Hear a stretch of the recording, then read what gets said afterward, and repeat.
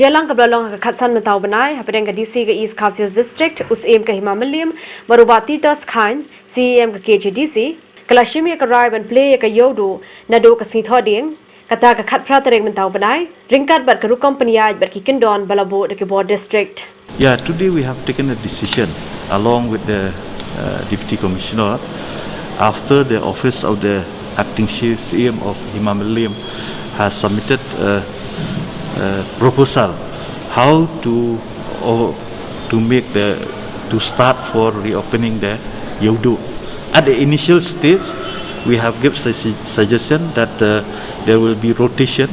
so we will try to accommodate all the shop to be open. So we have decided it will be around 185 shop per day will be open. Then for the hawkers, the total of hawkers there's around 500 plus. So initially per day they will open around 184. So that the decision we have taken. So the Yodo will be open on Friday. Hadirin kini kejelang ke DC jong ke East Khasi District ke Kong Isawanda lalu kalapente ba ke jingya brio ha ke jela meglaya ke long R point line na ke shispa na de R point line percent bar ke ne ke de ke behedu ha bainu jor bar ki wei ke jela jong ke India hi brok wei tang ha East Khasi District ru ni don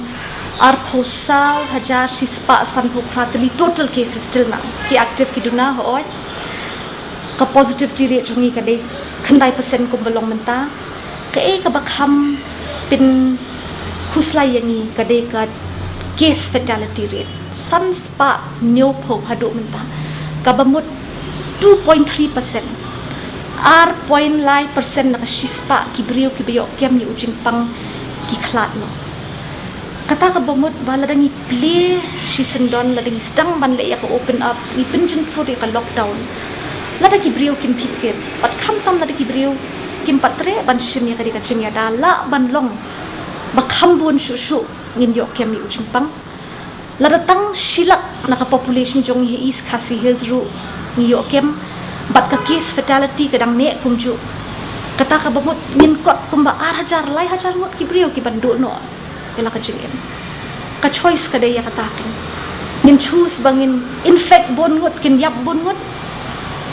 lani ngin vaccinate ngin Shim ya ketika ki bangila yoi ki bela Shim hi ya ketika ki khamduna banyo kem ya kacing pangru but ki bai la yo baro atli ki injection ki khamduna shibon kacing pang ka bajur kacing thia hospital but kacing yap yoi ba khandai phawai percent 91% na ki ba dei ban klat no uni uknyang jingpang ki dei ki bam pat yo ya ka vaccination kini ki facts and figures ki ba ki doctor hi ai hi ka science hi ka pen i ngi ndai bang issue thau hi ngin hap choose te ngai e shapi to pen su thu hi kata ki brio ki ba shong yo ki brio ki ba dia kali ki brio ki ba hab basa ki ba hab bela ki dai ki high risk ngim kwa ba pen wan shiyeng ba pen bit jing pang ki khon ki ti ki parlok ki parajor ki merat ki me e jong phi ki temen ki kro ki kwa ba phi pen long safe khang ba ki wei ru pen long safe Hakabai day baka jing play ka yodo ka DC ka lapan pau bandalor baka jing ya brio haka jala ka bon ki brio ka jala ki dang kwa ban play no ka yodo balada ki kinsting bat kimwan sa khamat ban ay ka Tika kala ban bo ka jing ma ki brio kalaban halor ka jingdan kam ban ay ka Tika khanang bo on yo ka jing da bar ka jing tuna ki jing shitam lada yo ka jing pang COVID-19 ka kong isawanda kala ongru balada ki brio hayo hat kimbod ki kindon bala bo ka sarkar balada ki bon ki brio ki biyo ek ne jingpang ha kapor bale ek random testing ki board district kimban se ban khang biang ya yo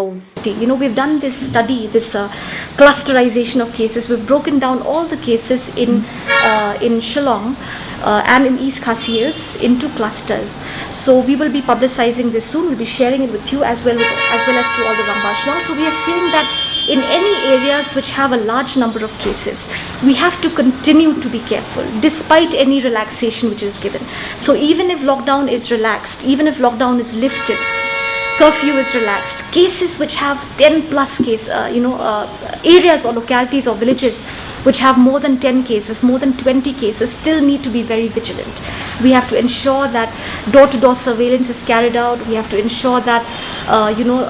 random testing is done, and we have to take the community on board so that people can actively work towards ensuring a reduction in cases. So similarly, we have said that in market areas, if there is any incidence of